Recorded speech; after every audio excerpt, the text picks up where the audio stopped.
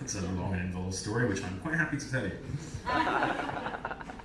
So over the last century, people from all kinds of different backgrounds, people like me, and you, people historically discarded or sidelined by society, gradually started to rise up and demand rights and visibility. And in the process, they demanded access to the narratives and histories of our world. Was an intimate history of sex really a history of sex if it only talked about straight people? Could you really have a history of Europe without mentioning poor people or women? Probably not. These people who are fighting against this kind of narrow view of history managed to expose that traditional writing of history was written by a very narrow group of academics with a very narrow set of preoccupations, people interested in explaining why things had come to be the way they were, people actively tracing a path from the past to the present to create arguments or justifications for the way they thought the world should be. That was obviously needed to change. That needed to be attacked and removed. And from there, these divergent voices, people like you and me, moved on to attack the grand narratives of the previous age.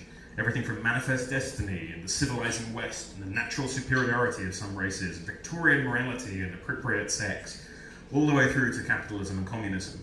And they revealed them not as natural truths of existence, as some people have thought, but as constructions, ways of creating and exerting control of the world.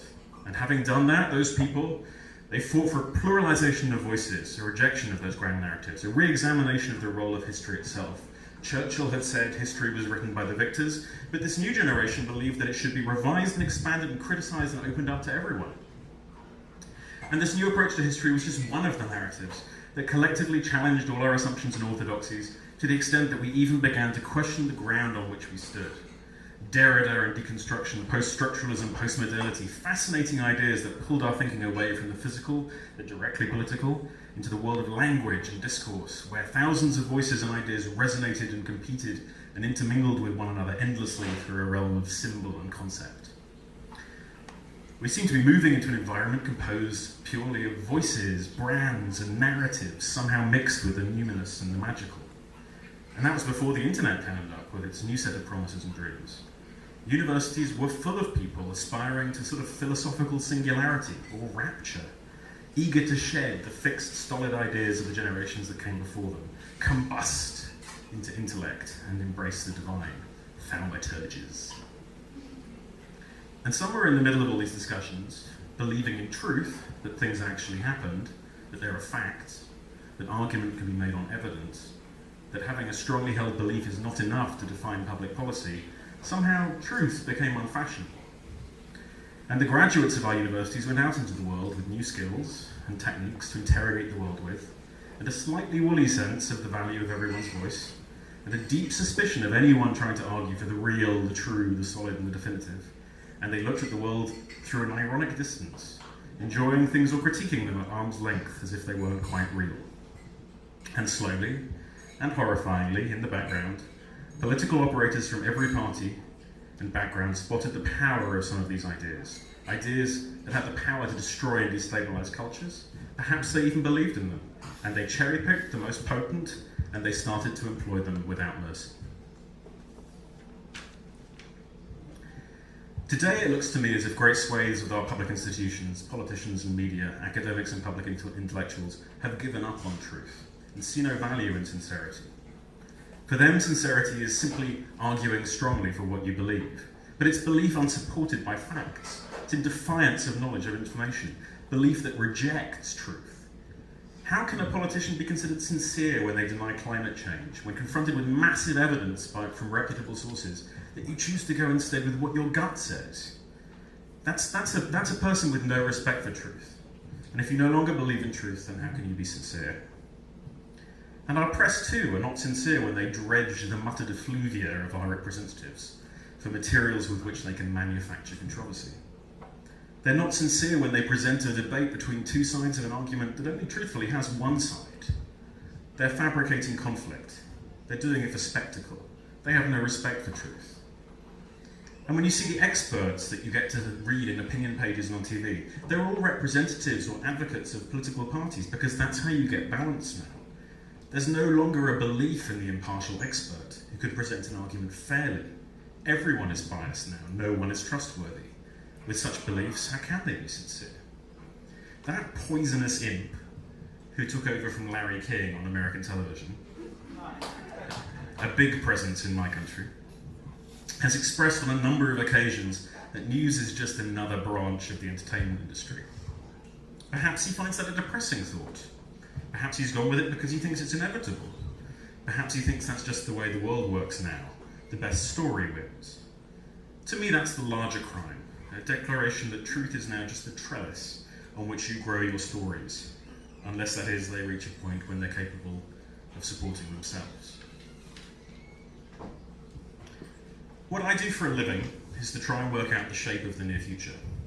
I do that by looking at technologies that are emerging, and I try and combine those shifts in technology with a sense of the kind of things that people like to do, that they find useful or fun. And from those combinations of technology shifts and human instincts come products, some of which get made. Some of them are better than others. When I'm building a product, when I'm finding a product, the first thing that I'm trying to get to is what I call the hard nub in the middle of the idea. The hard nub is the core, the solid, the true thing about the product. It's the bit that expresses what that product is for. And it can normally, once you've found it, be expressed relatively simple to anyone. I'm totally breaking this bloody microphone. Okay, I'm just keep walking backwards. I think this is time wrong. Finding the nub is a really difficult process though, and you really have to dig into how people operate and what they care about and how that fits with the technologies at your disposal. And once you've actually found it, you're still only 1/100th of the way to actually building a product that people want to use. And that's about expressing that truth, that nub, as honestly and clearly as you can. One of the reasons I love the technology industry is that despite all the crap that goes on around the media and TechCrunch and all the blogs and gossip and AOL buying Burning Man and the big tantric orgasm we all for some reason gave Arianna Huffington, although frankly, I mean, Jesus, why would anyway? I mean, hasn't she got enough? Give me a fucking tantric orgasm.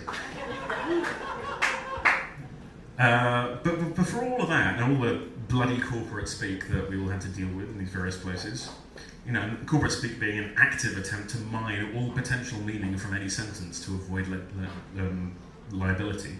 Despite all of that, there are people with a passionate belief in trying to build interesting and new things, who believe in quality and progress and like making things. When a product manufacturer cuts through all the superfluous style and decoration and brings out the heart of a product, you guys know it. Companies like Apple do it, and we love their products on the whole as a result, because they feel right to us. They feel solid, real, functional, and beautiful. The beauty is the result of function expressed well. Without the function, the beauty would be false. And the function would be useless and buried without the simple and clear expression. So it is, I think, with culture.